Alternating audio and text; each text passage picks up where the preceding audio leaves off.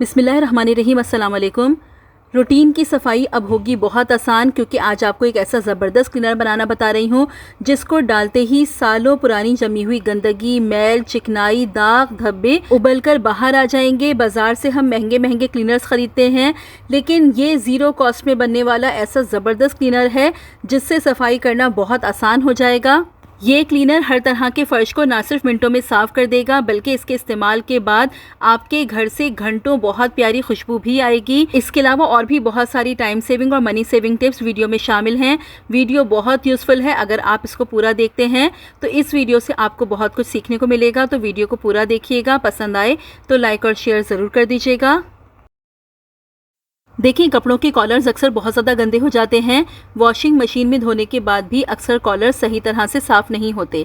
अगर कॉलर्स बहुत ज़्यादा गंदे हैं, वॉशिंग मशीन में धोने के बावजूद भी कॉलर्स सही तरह से साफ़ नहीं हो रहे, तो इनको साफ़ करने का आज आपको एक बहुत ज़बरदस्त तरीक़ा बता रही हूँ। बहुत आसानी से ये कॉलर साफ़ हो जाएंगे। आप क्या कीजिए, देखिए, जो कॉलर्स बहुत ज़्यादा गंदे हों, वॉशिंग मशीन में धोने से पहले आप ले लीजिए फिटकिरी। कॉलर पर आप थोड़ा सा पानी डाल लीजिए। पानी डालने के बाद आप ले लीजिए फिटकिरी, और फिटकिरी को आप इस पर रब कीजिए। जितना भी गंदा कॉलर होगा बहुत आसानी से साफ़ हो जाएगा। ना ही कपड़ा ख़राब होगा, ना ही कलर ख़राब होगा। मैं हमेशा इस तरह से कॉलर्स को साफ़ करती हूँ। किसी भी आपको टूथपेस्ट की या इस पर कोई डिटर्जेंट अप्लाई करने की ज़रूरत नहीं है। सिर्फ फिटकिरी से आप इसको रब कीजिए। फिटकिरी जितनी भी इसमें गंदगी होगी उसको बहुत आसानी से साफ़ कर देगी। मैंने आपको पहले भी बताया था कि वॉशिंग मशीन में जब आप कपड़े धोते हैं तो 1 चम्मच आप फिटकिरी का पाउडर भी शामिल कर दिया करें। कपड़ों में जितना भी मैल होता है बहुत आसानी से निकल जाता है। थोड़ी ही देर में कॉलर बहुत आसानी से साफ़ हो जाएगा। उसके बाद आप इसको वॉश कर लीजिए वॉशिंग मशीन में, या अगर आप हैंड वॉश करते हैं, जिस तरह से भी आप कंफर्टेबल हो, आप इसे वॉश कर लीजिए। इसे वॉश करके और ड्राई करके इसका फ़ाइनल रिज़ल्ट मैं आपको दिखाती हूँ। ये देखिए, अब इसको मैंने ड्राई कर लिया है। अच्छी तरह से कॉलर साफ़ हो गया है। जितना भी इसमें मैल था बहुत आसानी से निकल गया है। अगर कॉलर्स को साफ़ करना मुश्किल हो रहा हो तो बस इस तरीके को आप फॉलो कीजिए। कॉलर्स को साफ़ करना बहुत आसान हो जाएगा। ट्राई करके ज़रूर देखिएगा।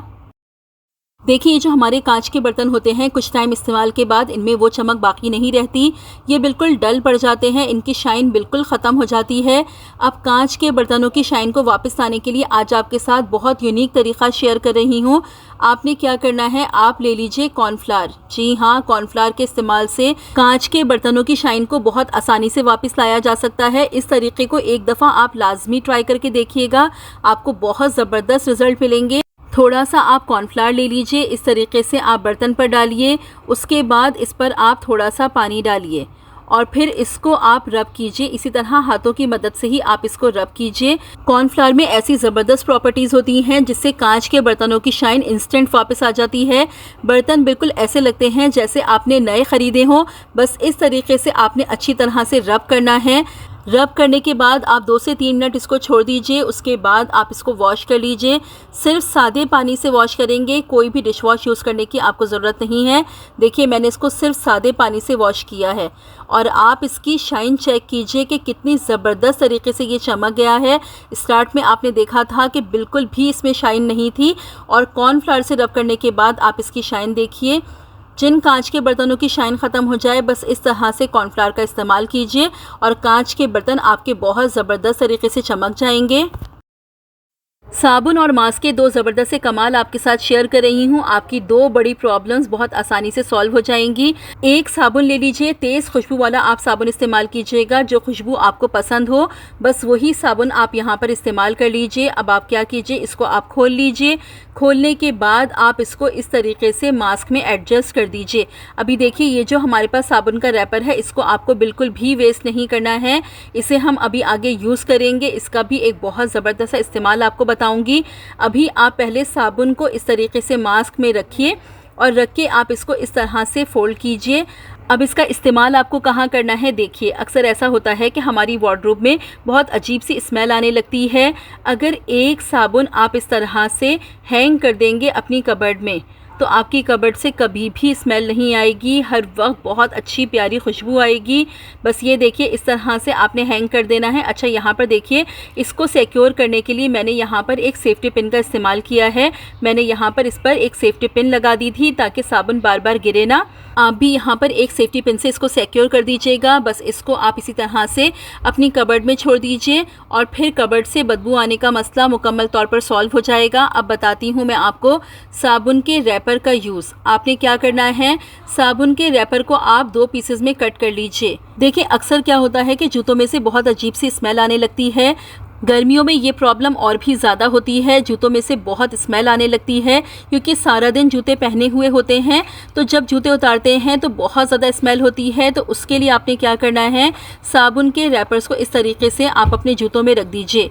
रात को आप इस तरह से अपने जूतों में साबुन के रैपर्स को रख दीजिए। सुबह आप देखेंगे कि जितनी भी स्मेल होगी मुकम्मल तौर पर ख़त्म हो जाएगी। एक रैपर को आप 4 से 5 दिन आराम से इस्तेमाल कर सकते हैं क्योंकि साबुन के रैपर्स में बहुत अच्छी खुशबू होती है जो 4 से 5 दिन चल जाती है। जूतों की स्मेल को ख़त्म करने के लिए इस टिप को आप लाजमी ट्राई करके देखिएगा।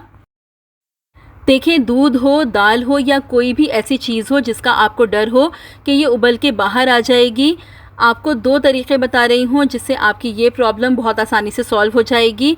देखें, अगर आप दूध या दाल या किसी भी ऐसी चीज़ को रखते हैं जिसका आपको डर हो कि ये उबल के बाहर आ जाएगा, तो आपने क्या करना है, आप ले लीजिए एक लकड़ी का चम्मच और उसको आप इस तरीके से देगची के ऊपर रख दीजिए।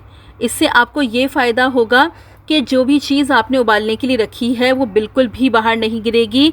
तो इस तरह आपकी प्रॉब्लम बहुत आसानी से सॉल्व हो जाएगी। ये देखिए, दूध उबल के ऊपर आएगा और चम्मच से टकराएगा और वापस नीचे चला जाएगा। इस तरह से दूध उबल के कभी भी बाहर नहीं आएगा। अब दूसरा तरीका मैं आपको बता रही हूँ। देखिए, उसके लिए ले लीजिए आप कोई स्टील की कटोरी और उसको आप इस तरीके से डाल दीजिए। दूध उबाल रहे हों या दाल हो, कढ़ी पकाते हुए भी अक्सर ये प्रॉब्लम बहुत होती है कि कढ़ी उबल के बाहर आ जाती है। तो बस आपने क्या करना है, एक स्टील की कटोरी आप इस तरीके से डाल दीजिए।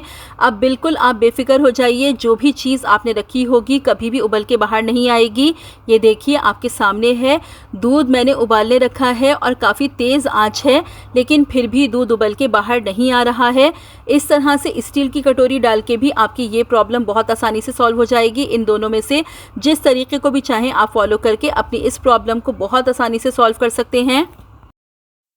अक्सर हमारी आंखों के गिर्द इस तरह से स्याह हल्के पड़ जाते हैं जिसके लिए हम बहुत ज़्यादा परेशान होते हैं। मुख्तलिफ क्रीम्स इस्तेमाल करते हैं, बहुत सारे टोटके करते हैं, लेकिन ये हल्के इतनी आसानी से साफ़ नहीं होते। आप सिर्फ एक सिंपल सा काम कीजिए। आपने क्या करना है, एक स्टील का चम्मच लीजिए, इसको आप रख दीजिए फ्रीज़र में। जब ये अच्छी तरह से ठंडा हो जाए तो इसको आप इस तरीके से अपनी आँखों पर रखिए। ये देखिए, इस तरह से आप अपनी आँखों पर रखेंगे, एक तो बहुत ज़्यादा सुकून मिलेगा और 4 से 5 दिन आप इस तरह से अगर रेगुलर करते रहेंगे तो आपकी आँखों के गिर्द जितने भी स्याह हल्के हैं वो कम होना शुरू हो जाएंगे। पानी का ज़्यादा इस्तेमाल कीजिए, फ्रूट्स और सब्जियों का इस्तेमाल कीजिए और बस इस टिप का आप इस्तेमाल कीजिए। फिर देखिए, स्याह हल्कों का प्रॉब्लम बहुत आसानी से सॉल्व हो जाएगा। वरना महंगी महंगी क्रीम्स लगा लगा के हम थक जाते हैं, लेकिन ये डार्क सर्कल्स ख़त्म नहीं होते। इस टिप को आप फॉलो करेंगे तो देखिए बहुत आसानी से डार्क सर्कल्स ख़त्म हो जाएंगे। स्टील के स्पून का एक और ज़बरदस्त सा इस्तेमाल मैं आपको बता रही हूँ। आप क्या कीजिए, एक स्टील का आप चम्मच ले लीजिए, इसको आप बिल्कुल हल्का सा गर्म कर लीजिए। अब इसका इस्तेमाल आपको कब और कहाँ करना है, देखें, अक्सर ऐसा होता है कि मच्छर काट लेता है जिसकी वजह से दिदोड़ा सा पड़ जाता है, जगह लाल हो जाती है, बहुत ज़्यादा ख़ारिश होने लगती है।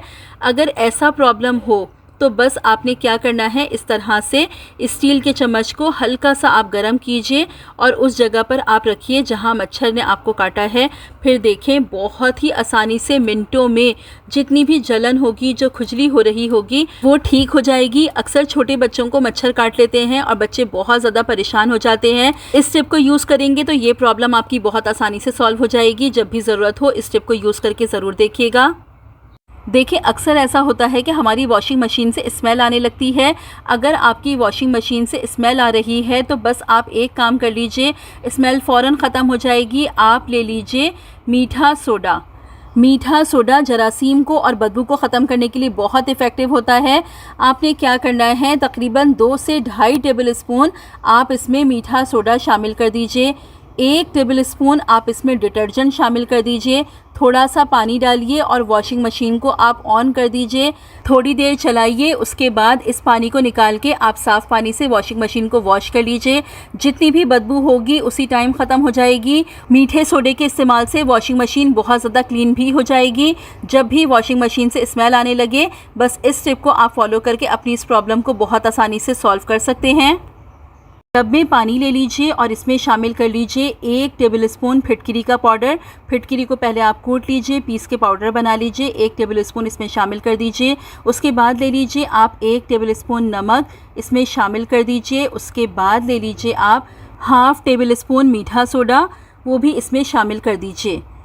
ये तीनों ही चीज़ें सफाई के लिए बहुत ज़बरदस्त होती हैं। अभी जो मैं आपको टिप बता रही हूँ, ये आपकी पूरे घर की क्लीनिंग के लिए बहुत ज़बरदस्त काम करेगी। इसके बाद आपने लेना है नील। इसके बाद ले लीजिए आप नील और आप इसमें थोड़ा सा नील शामिल कर दीजिए। देखिए, पोछे के पानी में जब हम नील शामिल करके पोछा लगाते हैं तो फर्श में बहुत अच्छी शाइन आ जाती है। फिटकरी, नमक और मीठा सोडा, ये तीनों चीज़ें भी सफाई के लिए बहुत ज़बरदस्त होती हैं। जितनी भी गंदगी होगी वो साफ़ हो जाएगी। जरासीम का और बदबू का भी खात्मा होगा। इसके बाद ले लीजिए आप टैल्कम पाउडर। देखिए, पोछे के पानी में एक दफ़ा आप टैल्कम पाउडर डाल के ज़रूर अपने घर में पोछा लगा के देखिएगा।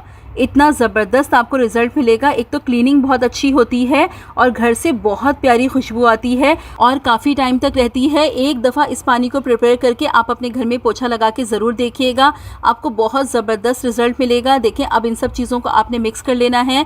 मिक्स करने के बाद अपने पूरे घर में आप इससे पोछा लगाइए। महंगे महंगे क्लीनर्स ख़रीदना आप खुद छोड़ देंगे जब आप इसका रिज़ल्ट देखेंगे।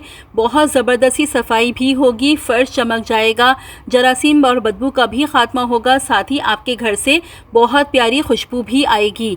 बिल्कुल ऐसा लगेगा जैसे आपने रूम फ्रेशनर का इस्तेमाल किया हो। इस तरीके से आप अपनी कारपेट्स को भी साफ़ कर सकते हैं। मैं जब भी ये पानी बनाती हूँ अपनी कारपेट्स को भी इससे क्लीन करती हूँ, क्योंकि देखें जितनी भी चीज़ें इसमें मैंने शामिल की हैं ये सारी सफाई के लिए भी बहुत ज़बरदस्त हैं, जरासीम और बदबू को ख़त्म करने के लिए भी बहुत ज़बरदस्त हैं। कारपेट्स को भी रेगुलर साफ़ करना बहुत ज़रूरी होता है। वीक में कम से कम 3 दफ़ा आप अपनी कारपेट्स को ज़रूर साफ़ कीजिए, वरना इनमें बहुत सारे जरासीम जमा हो जाते हैं, कारपेट से स्मेल आने लगती है। अगर इस तरह से वीक में 2 से 3 दफ़ा आप अपनी कारपेट्स को साफ़ करेंगे तो आपकी कारपेट्स हमेशा साफ़ रहेंगी, जरासीम से पाक रहेंगी। अपने पूरे घर की क्लीनिंग के लिए आप इस पानी का इस्तेमाल कीजिए। इसको बना के एक दफ़ा आप लाजमी ट्राई कीजिएगा। जो भी फीडबैक हो आके कमेंट सेक्शन में ज़रूर दीजिएगा। शामी कबाब बनाने का एक ज़बरदस्त सा तरीक़ा आज आपके साथ शेयर करूंगी, जिससे ढेरों ढेर शामी कबाब आप बहुत आसानी से और बहुत कम वक्त में बना लेंगे। देखिए, जब भी हमें शामी कबाब बनाने हों तो सबसे पहले हमें प्याज, हरा धनिया और हरी मिर्चों को बारीक बारीक चॉप करना होता है। तो प्याज को बारीक बारीक चॉप करने के लिए आप क्या कीजिए, पहले प्याज के छिलकों को आप रिमूव कर लीजिए। प्याज के छिलके निकालने के बाद आप ले लीजिए ग्रेटर और ग्रेटर की हेल्प से प्याज को आप कद्दूकश कर लीजिए। देखिए, अगर हम छुरी से काटते हैं टाइम भी ज़्यादा लगता है और प्याज को बारीक करना काफ़ी मुश्किल होता है। अगर आप प्याज को ग्रेट कर लेंगे तो प्याज को बारीक काटना बहुत आसान हो जाएगा, टाइम भी बहुत कम लगेगा। अब ये देखिए, मैंने यहाँ पर प्याज को ग्रेट किया है। अब यहाँ पर एक टिप मैं आपको और बताती हूँ कि देखिए, जब भी आप कोई चीज़ ग्रेट कर रहे हों तो ये डर होता है कि कहीं हाथ ग्रेटर पे ना लग जाए। उसके लिए एक बहुत ज़बरदस्त सी टिप है। आप क्या कीजिए, आप ले लीजिए कांटा। इस तरह से आपने एक फ़ॉर्क लेना है और जो भी चीज़ आप ग्रेट कर रहे हैं इस तरह से आपने फ़ॉर्क पर लगा देनी है। फ़ॉर्क पर लगाने के बाद आप इस तरीके से ग्रेट कीजिए। यकीन कीजिए, कद्दूकश करना बहुत आसान हो जाता है जब आप इस तरह से फ़ॉर्क की हेल्प से कद्दूकश करते हैं। तो प्याज को इस तरह से आप कद्दूकश कर लीजिए। अब कबाबों की टिकिया बनाने के लिए आप किसी भी जार का कैप ले लीजिए। कैप का साइज़ आपको उतना लेना है जितना आप कबाबों का साइज़ रखना चाहते हो। उस पर इस तरीके से आप कोई भी शॉपर लगा लीजिए। अब आपने क्या करना है, कबाब के बैटर को आप इस कैप में रखिए और इस तरीके से हाथों की मदद से आप इसको इक्वल कर लीजिए। इक्वल करने के बाद आपने क्या करना है, देखिए, इस प्लास्टिक को आपने जो ये शॉपर लगाया है इसको आप पीछे से इस तरह से खींचेंगे और ये देखें, इसको इस तरह से खींचने पर कबाब खुद ब खुद ऊपर आ जाएगा। ये देखिए कितनी आसानी से ये कबाब बनकर बिल्कुल तैयार हो गया है। ना ही आपको किसी मोल्ड की ज़रूरत पड़ेगी, ना ही किसी गैजेट की ज़रूरत पड़ेगी। इक्वल शेप में कबाब बनकर आसानी से तैयार हो जाएंगे। इस तरीके से ढेरों कबाब आप बहुत आसानी से तैयार कर सकते हैं। शामी कबाब बनाने की ये टिप बहुत यूज़फुल है। बिना किसी गैजेट के, बिना किसी भी मोल्ड के आप इक्वल साइज़ के शामी कबाब आसानी से तैयार कर सकते हैं। शामी कबाब बनाने के लिए किसी भी आप जार के कैप का इस्तेमाल कीजिए और ढेरों ढेर शामी कबाब बहुत आसानी से कम वक्त में बनाकर आप तैयार कर लीजिए। होप कि ये आइडिया आपको पसंद आया होगा। अगर ये आइडिया आपको पसंद आया है तो वीडियो को लाइक कर दीजिए। तो ये थी मेरी आज की वीडियो। होप कि आपको पसंद आई होगी, वीडियो अच्छी लगी हो, आपके लिए यूज़फुल रही हो तो वीडियो को लाइक और शेयर ज़रूर कर दीजिएगा। चैनल पर पहली बार आए हैं तो सब्सक्राइब करके बेल नोटिफिकेशन को ऑन कर लीजिए। रखिएगा अपना बहुत सारा ख्याल, मुझे भी अपनी दुआओं में याद रखिएगा। मिलती हूँ अपनी नेक्स्ट वीडियो में। Till then stay safe, stay happy. अल्लाह हाफिज़।